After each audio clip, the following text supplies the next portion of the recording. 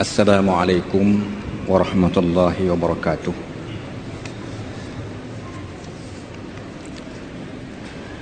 Alhamdulillahi rabbil alamin, wassalatu wassalamu ala asyrafil anbiya'i wal mursalin wa ala alihi wa ashabihi ajma'in wa ba'd. Rabbi shrah li sadri wa yassir li amri wahlul 'uqdatam min lisani yafqahu qawli. Subhanaka la ilma lana illa ma 'allamtana innaka antal alimul hakim. La hawla wa la quwwata illa billahil aliyyil azim. Bahagia Tuan Imam, ahli-ahli pegawai masjid, ahli-ahli jawatan kuasa masjid, tuan-tuan dan puan-puan, muslimin dan muslimat yang dirahmati oleh Allah sekalian. Pertamanya,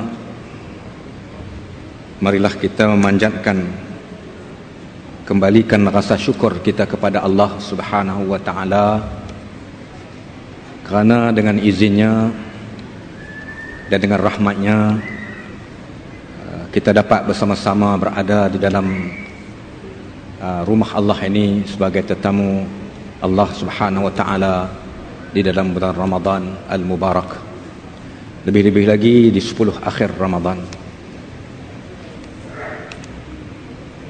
Tuan-tuan dan puan-puan, muslimin dan muslimat sekalian, ketika ini kita berada di penghujung bulan Ramadan, 10 akhir Ramadan, dan alhamdulillah keseluruhan sepanjang bulan Ramadan yang kita lalui telah dapat sama-sama kita mengisikan di dalam bulan ini dengan berbagai-bagai ibadah, sama ada yang wajib maupun yang sunat, khususnya ibadat puasa yang diperdukan kepada kita oleh Allah Subhanahu wa taala untuk dikerjakan pada bulan Ramadan yang begitu barakah, yang begitu mulia ini.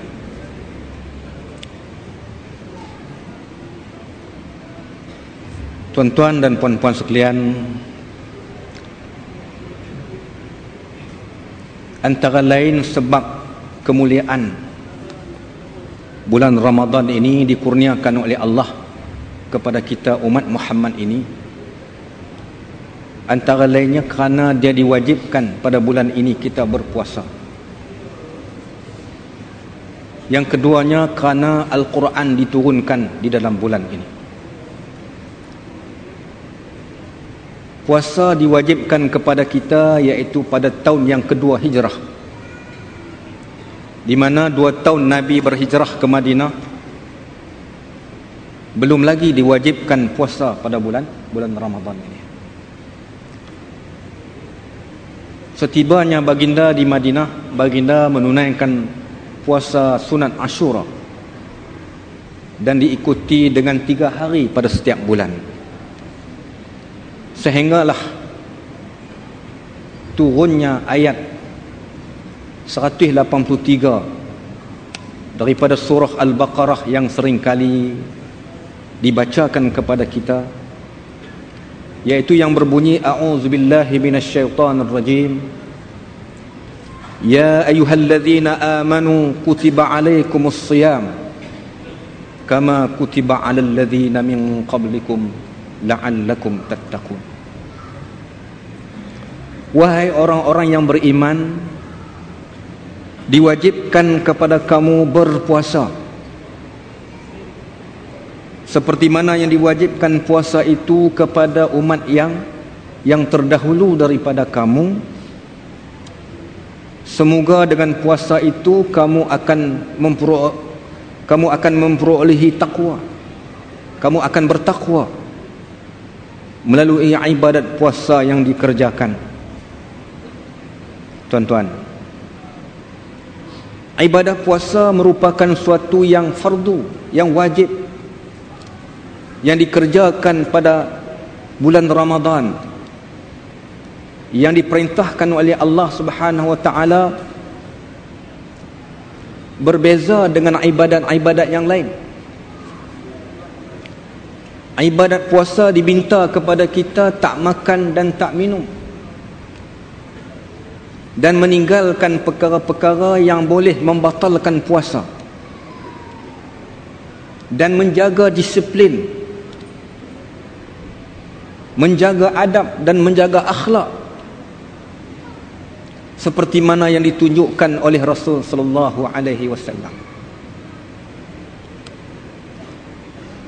Jadi sebab itulah tuan-tuan, ibadat puasa ini tidak makan dan tidak minum. Semua orang tak makan dan tak minum bagi orang yang berpuasa. Sama ada dia kaya ke, dia miskin ke, dia susah ke, sama ada dia orang ternama ke, orang berpangkat, orang miskin dan sebagainya, puasa sama sahaja. Tak makan dan tak minum dan menjaga perkara-perkara yang boleh membatalkan puasa. Kalau ibadat yang lain tuan-tuan, kita boleh nampak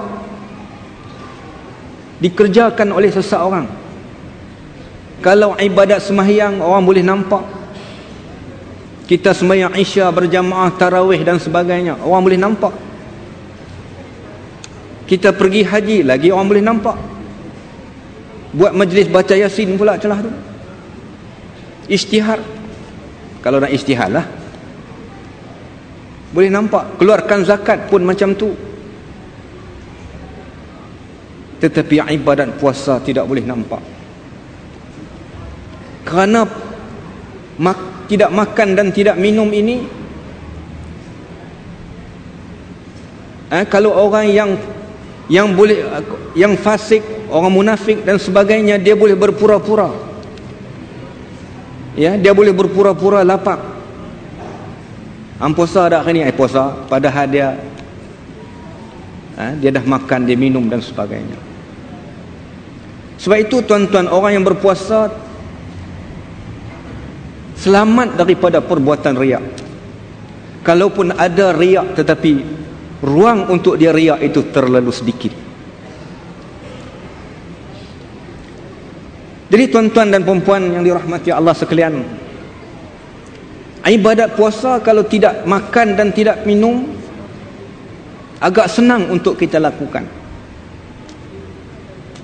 Tetapi kita nak jaga puasa, nak jaga disiplin puasa, nak jaga adab-adab yang dituntut oleh Allah Subhanahu wa taala dan Rasulnya inilah.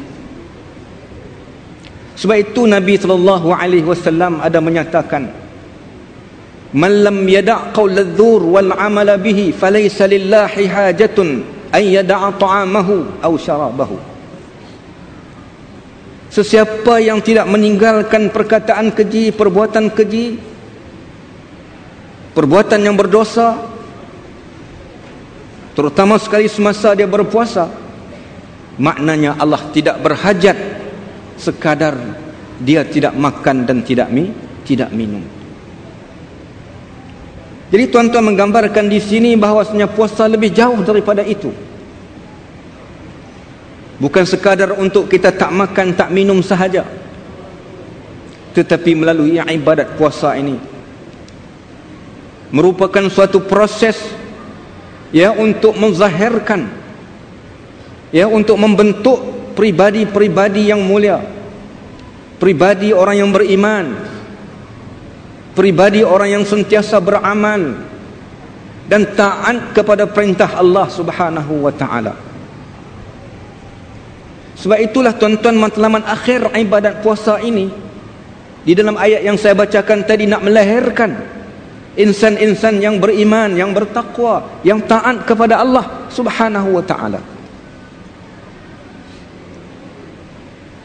Seringkali kita sebut takwa tuan-tuan, kita yang selalu datang masjid hari Jumaat terutama sekali, disebutkan oleh khatib sebagai peringatan mingguan kita.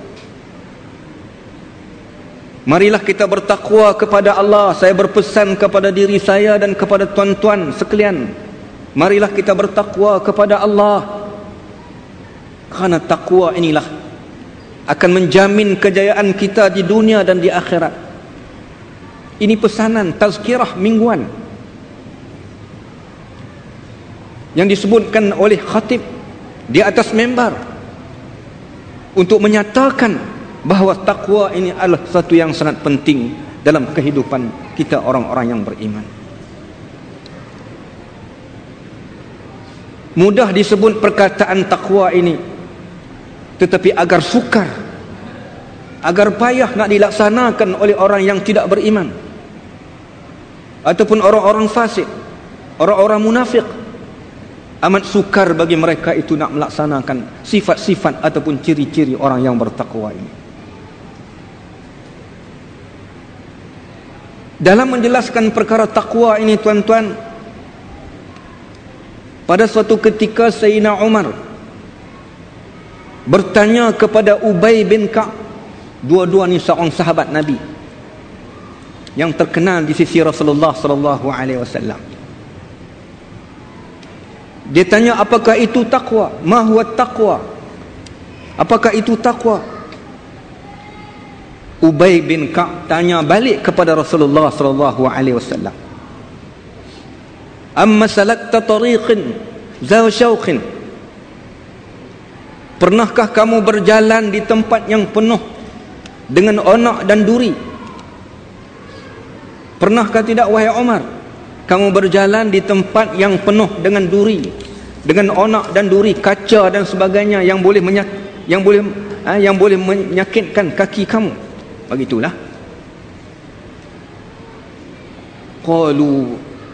Qala bala, bahkan aku memang pernah berjalan di tempat yang penuh onak dan duri. Maka Ubay bertanya balik, fama amalta, apa yang kamu lakukan apabila kamu berjalan di tempat yang penuh dengan duri, penuh dengan kaca, penuh dengan benda-benda yang boleh merosakkan, melukakan kaki kamu? Faqala syammartu wajtahattu, maka Umar kata, aku berjalan dengan cermat, aku nak letak kaki aku itu, kulihat dulu, tengok dulu sama ada ke tidak duri dan sebagainya, nanti luka kaki aku. Faqala Ubay bin Ka'ab, fazalika taqwa, maka itulah takwa. Jadi artinya, tuan-tuan dan puan-puan, ini sebagai satu perbandingan kepada kita untuk menjelaskan apakah itu orang yang bertakwa. Artinya secara yang lebih umum, apabila seseorang itu nak melakukan sesuatu perbuatan, nak menzahirkan kata-kata, nak melakukan tindakan dan sebagainya, mereka orang yang bertakwa ini, tuan-tuan, cermat menilai apakah ianya berdosa ataupun tidak, sama ada dosa kecil dan dosa besar, diperhatikan, dinilai daripada kacamata syarak, bolehkah tidak. Kadang-kadang kita terlepas pandang, tuan-tuan, tak apa, ini dosa kecil saja. Walaupun dosa kecil, kita berdosa kepada siapa, tuan-tuan? Ialah kepada Allah. Walaupun dia dosa kecil, tinggal lagi dosa kecil ini mudah nak digugurkan, nak dihapuskan. Kalau dosa besar terpaksa kita kena bertaubat. Ini sikap orang yang beriman, tuan-tuan. Walaupun dosa itu kecil, apatah lagi yang besar, mereka berazam, mereka berazam dan bertekad untuk meninggalkan perbuatan-perbuatan dosa tersebut. Kalau tersalah, kalau tersilap, dengan tidak sengaja dan sebagainya, segera dia bertaubat kepada Allah Subhanahu wa ta'ala. Ini sifat yang mahu dididik melalui ibadat puasa. Apakah di dalam bulan puasa saja diperlihatkan keindahan akhlak, keindahan pribadi dan sebagainya di dalam bulan puasa, tetapi di luar bulan puasa bagaimana? Tuan-tuan, alhamdulillah, saya datang ini kali pertama di tempat tuan-tuan daripada Perlis. Kalau di Perlis itu di kampung lah tempat saya duduk tu. Sebelah awal Ramadan, Masya Allah tuan-tuan, kena peluh masjid. Tapi di hujung Ramadan, dia jadi macam pucuk jala. Tuan-tuan tahulah pucuk jala Tapi Alhamdulillah, saya sampai di sini tengok queue sana, duk cari jalan pun ambil masa juga. Dia macam rosak masuk kampung tuan-tuan. Orang kampung main ke bandar ni dia tak berapa nak selesa berjalan dengan jamnya dan sebagainya. Tapi tak apa, Alhamdulillah tuan-tuan, saya bersyukur dapat bertemu saudara-saudara saya di masjid yang begitu indah. Jadi ini kita nak lahirkan tuan-tuan, dalam diri kita, dalam ahli keluarga kita, dalam masyarakat kita, dalam kita sebagai pemimpin rumah tangga, pemimpin kampung, pemimpin masyarakat, pemimpin daerah, pemimpin negeri, pemimpin negara dan sebagainya. Kita nak melihat pribadi-pribadi orang yang bertakwa inilah yang menguruskan diri kita, masyarakat kita, negara kita, supaya nantinya kita akan mendapat keridaan daripada Allah Subhanahu wa ta'ala. Jadi tentunya tuan-tuan, orang yang beriman dan bertakwa ini, mereka terlalu cermat untuk melaksanakan sesuatu urusan-urusan mereka. Tuan-tuan, di dalam bulan Ramadan ini juga turunnya Al-Quran yang memuliakan bulan Ramadan ini, yang mendapat kelebihan, limpahan kelebihannya kepada umat Nabi Muhammad sallallahu alaihi wasallam.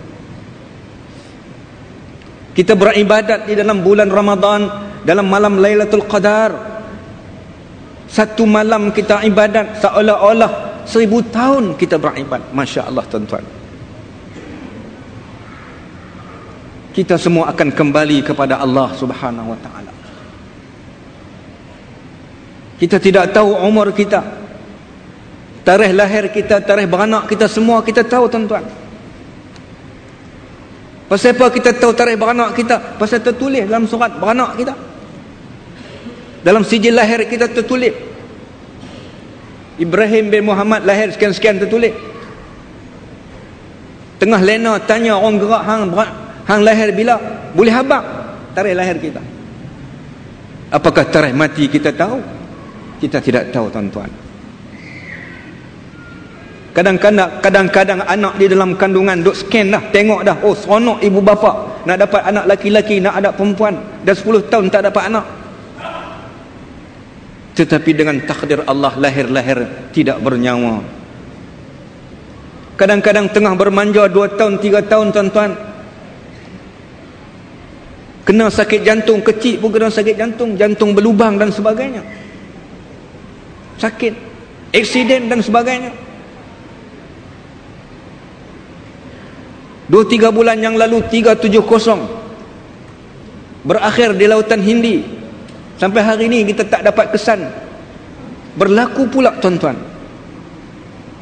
MH17 berlaku. Ini takdir yang ditentukan oleh Allah Subhanahu wa ta'ala. Kita berdoa, mudah-mudahan saudara-saudara kita yang meninggal dalam tragedi yang amat menggerunkan kita itu, sama ada yang bertemu ataupun tidak bertemu, kita berdoa semoga Allah Ta'ala dilimpahkan nikmat, keampunan, dan akhirnya dibalas dengan surga, dan diberi ketabahan ujian ini kepada ahli keluarga mereka. Tuan-tuan dan puan-puan sekalian, bagi kita orang yang beriman, panduan yang utama bagi kita ialah Al-Quran yang diturunkan oleh Allah di dalam bulan Ramadan, yang dikenali malam Lailatul Qadar, turun daripada langit, daripada Lauh Mahfuz, turun ke langit dunia sekaligus, kemudian turun beransur-ansur, lebih kurang 23 tahun, tak sampai, lebih kurang macam tu, kepada Nabi kita Muhammad sallallahu alaihi wasallam. Dengan Al-Quran inilah tuan-tuan menjadi panduan kepada baginda untuk mendidik masyarakat Arab pada waktu itu. Rasulullah sallallahu alaihi wasallam mendidik para sahabat baginda tidak berpandukan kepada akal, tidak berpandukan kepada kitab-kitab yang ditinggalkan oleh ahli-ahli falsafah yang terdahulu, tetapi berpandukan dengan Al-Quran. Mengajak sahabat-sahabat beriman, mengajak sahabat-sahabat beribadat, meninggalkan penyembahan berhala, mengajak mendidik menjadi manusia-manusia yang berakhlak, akhlak kepada Allah, akhlak kepada Rasul, akhlak sesama manusia. Terkandung di dalam Al-Quran yang begitu lengkap. Ma farratna fil kitab min syai'. Tidak ditinggalkan sesuatu melainkan ada di dalam Al-Quran. Rasulullah sallallahu alaihi wasallam berjaya mendidik para sahabat yang begitu kejahatan mereka, kesesatan mereka yang begitu luar biasa, membunuh, menyamun, merompak dan sebagainya. Tetapi baginda berjaya mendidik dengan silibus, dengan manhaj yang telah ditentukan oleh Allah Subhanahu wa taala. Kalau kita manusia diciptakan oleh Allah, maka tentulah Allah mengetahui bagaimana nak mendidik, nak memelihara dan menguruskan kehidupan manusia ini. Sebab itulah tuan-tuan, pada satu masa Sayyidina Umar sedang membelek kitab Taurat, membuka duk tengok kitab Taurat. Lalu Nabi nampak. Maka Rasulullah sallallahu alaihi wasallam terus tegur Sayyidina Umar, wallahi law kana Musa hayyan baina azharikum ma halalahu an yutba'an. Demi Allah, kalau sekiranya Nabi Musa hidup ketika ini, nescaya aku tidak izinkan mengikut selain daripada mengikut aku. Tuan-tuan, walaupun kitab Taurat yang diturunkan daripada Allah Subhanahu wa taala, tetapi setelah turunnya Al-Quran, maka tidak diizinkan lagi untuk merujuk kepada kitab-kitab tersebut. Bagaimana dengan kita, tuan-tuan? Bagaimana dengan masyarakat kita, negara kita, dunia ini seluruhnya? Apakah kita kembali kepada Al-Quran dalam arti kata yang sebenarnya? Mungkin ada kita ikut Al-Quran, soal nikah kahwin kita ikut Al-Quran, soal jual beli dan sebagainya begitu begini, mungkin ada. Tetapi ada sebahagiannya kita tidak mengikut Al-Quran.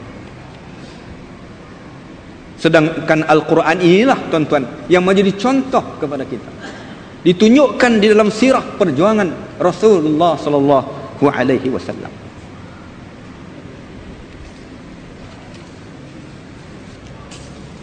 Sebab itulah, tuan-tuan, antara sifat orang-orang yang beriman, mereka mengikut perintah Allah dan Rasulnya. Wa ma kana lil mu'minin wala mu'minatin idza qadallahu wa rasuluhu amran ay yakuna lahumul khiyaratu min amrihim wa man ya'sillaha wa rasulahu faqad dhalla dhalalan mubina. Dan tidak harus bagi orang yang beriman, sama ada laki-laki maupun perempuan, apabila Allah dan Rasulnya menetapkan keputusan mengenai sesuatu perkara, tidak harus mereka mempunyai hak pilihan yang lain selain daripada ketetapan yang telah ditetapkan oleh Allah. Dan sesiapa yang tidak taat kepada Allah dan Rasulnya, maka sesungguhnya mereka adalah berada di atas kesesatan yang amat nyata. Tuan-tuan, ayat ini turun mengenai kisah Rasulullah sallallahu alaihi wasallam datang berjumpa Zainab binti Jahshin, seorang anak dara yang cantik, yang jelita. Bertemu dengan Zainab, Nabi bagi tahu kepada Zainab, wahai Zainab, aku nak kawinkan engkau dengan Zaid bin Harithah. Zaid bin Harithah ni asal dia seorang hamba, tetapi dibebaskan oleh Rasulullah menjadi anak angkat kepada Rasulullah sallallahu alaihi wasallam. Dia kata aku nak kahwin hang dengan Zainab. Anak nak kahwin Zainab dengan Zaid. Bagi tahu kepada Zainab. Jadi apabila kata Zaid ni, Zainab duk gambarkan bahawa Zaid ini seorang anak hamba. Aku ni wanita rupawan, wanita cantik. Jadi macam mana aku nak kahwin dengan bekas seorang hamba? Tapi dia lupa ini adalah pilihan Rasulullah sallallahu alaihi wasallam. Ketetapan Rasulullah sallallahu alaihi wasallam. Kerana sedikit keengkaran inilah. Padahal soal pinang meminang ni boleh tolak ataupun boleh terima. Tetapi kerana datang daripada mulut Rasulullah sallallahu alaihi wasallam, Zainab tidak menerima. Maka turunlah ayat ini menegur sikap dan pendirian Zainab binti Jahshin. Apabila Zainab tahu kata Al-Quran turun mengenai penolakan ataupun mengenai peristiwa yang dia tak mau berkahwin itu, maka terus dia terimalah lamaran Rasulullah sallallahu alaihi wasallam. Inilah tuan-tuan sikap orang-orang yang beriman. Sami'na wa ata'na. Innama kana qaulal mu'minina idza du'u ila Allah wa rasulih liyahkuma bainahum ay yaqulu sami'na wa ata'na wa ulaika humul muflihun. Hanya mereka yang mendakwa beriman kepada Allah dan Rasul, apabila diputuskan suatu syariat kepada dia, diperintahkan sembahyang 5 waktu, diperintahkan puasa, diperintahkan zakat, diperintahkan haji dan lain-lain lagi, termasuklah syariat Allah Subhanahu wa taala, hukum-hukum muamalat, hukum jenayat, hukum ta'zir, hukum qisas, hukum hudud dan sebagainya. Bagaimana pendirian sebagai seorang muslim dan mukmin? Sami'na wa ata'na, kami dengar dan kami taat. Lalu Allah nyatakan wa ulaika humul muflihun, mereka itulah yang berjaya. Jadi tuan-tuan dan puan-puan sekalian, kita yang melalui madrasah Ramadan ini, melalui proses yang kita lalui, yang kita tak makan tak minum, mendidik kita menjadi seorang yang penyayang, menjadi seorang pengasih, menjadi seorang yang penyabar, seorang yang berjihad melawan hawa nafsu dan sebagainya. Cantik dan indahnya akhlak di bulan Ramadan ini. Maka akhlak yang cantik inilah tuan-tuan yang kita nak bawa keluar daripada bulan Ramadan ini, di masa-masa yang lain. Kerana bertakwa ini tidak hanya berlaku di dalam bulan Ramadan. Ittaqillaha haitsu ma kun, takutlah kepada Allah di mana saja kamu berada. Di rumah, di masjid, di surau, di pejabat, tempat kita bekerja untuk membuat dasar-dasar dan sebagainya, kita letakkan takwa kepada Allah Subhanahu wa taala. Insya-Allah kita akan menjadi manusia yang selamat, hamba-hamba Allah yang selamat di dunia maupun di akhirat. Tuan-tuan dan puan-puan, kesempatan pada malam ini saya diberi peluang oleh jawatan kuasa masjid untuk memaklumkan kepada tuan-tuan. Saya sebenarnya sedang mengusahakan sekolah tahfiz Al-Quran di Perlis sana, dan bangunannya sudah pun ada insya-Allah. Cuma sikit sebanyak lagi saya nak disiapkan, dan samping itu persiapan-persiapan awal dan sebagainya yang memerlukan sikit sebanyak sumbangan daripada masyarakat Islam, ya, untuk membangunkan institusi seumpama ini. Jadi sukalah saya nak maklumkan juga di sini, saya sediakan brosur ni, kemungkinan insya-Allah saya akan serahkan kepada masjid untuk tuan-tuan dapatkan maklumat lanjut daripada brosur ini insya-Allah. Saya ambil sikit masa untuk nak membaca sikit, ya. Tujuan ataupun objektif ma'had ini ditubuhkan ialah melahirkan pelajar menguasai 30 juzuk Al-Quran dan memastikan pelajar memahami tuntutan fardu ain dan menguasai bahasa Arab, bahasa Inggeris dan bahasa Malaysia. Mendidik pelajar berdisiplin dan berakhlak mulia melalui proses tarbiyah Islamiah yang seimbang dan bersepadu. Pengajian di ma'had ini insya-Allah dia lebih mengutamakan kepada hafazan Al-Quran. 70% menghafal Al-Quran dan 30% berbaki ialah berkaitan dengan pendidikan fardu kifayah seperti bahasa Arab, bahasa Inggeris dan sebagainya, untuk membolehkan anak-anak kita ni memahami sikit sebanyak perkara-perkara yang berkaitan dengan fardu kifayah. Penekanannya ialah Al-Quran 70% dan fardu kifayahnya termasuklah juga fardu ain dan sebagainya 30% yang berbaki. Kemudian pelajar-pelajar ini akan diambil berdasarkan kepada keputusan UPSR ataupun pencapaian di sekolah rendah ataupun swasta, paling kurang 3A 2B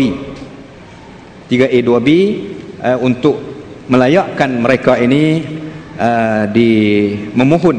Permohonan itu walau bagaimanapun akan diputuskan melalui proses temu duga. Dan pelajar yang pertama yang akan diambil ialah seramai 20 orang. Pengambilan pertama akan berlaku pada tahun depan, insya-Allah pada 2015 akan datang. Jadi di sinilah saya sukalah memaklumkan di sini. Mudah-mudahan tuan-tuan yang ingin membuat infak, membuat tabarruat ataupun wakaf, maka bolehlah berbuat demikian sebagai menyahut seruan Allah Subhanahu Wa Taala yang kita sentiasa dengar melalui ceramah-ceramah dan sebagainya. Maka kita nak zahirkan dalam bentuk praktikal. Nabi SAW menyatakan, ittaqun nar walau bisyaqqin tamratin fa illam tajidu fa bi kalimatin thayyibatin. Takutlah api neraka walaupun separuh daripada buah tamar. Takutlah api neraka walaupun separuh daripada buah tamar. Maknanya kita sedekah, kita bagi orang makan buah tamar separuh. Banyak mana sangat separuh kan, tapi kita bagi makan. Kalau tidak ada buah tamar pun tak ada, separuh pun tak ada, maka ucapkanlah kalimah-kalimah yang thayyibah, kalimah-kalimah yang baik. Jadi insya-Allah tuan-tuan, setakat itulah saja yang dapat saya sampaikan pada malam ini. Mudah-mudahan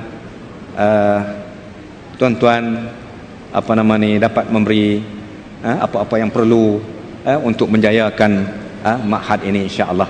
Sekian aku qauli hadza wa astaghfirullah li wa lakum.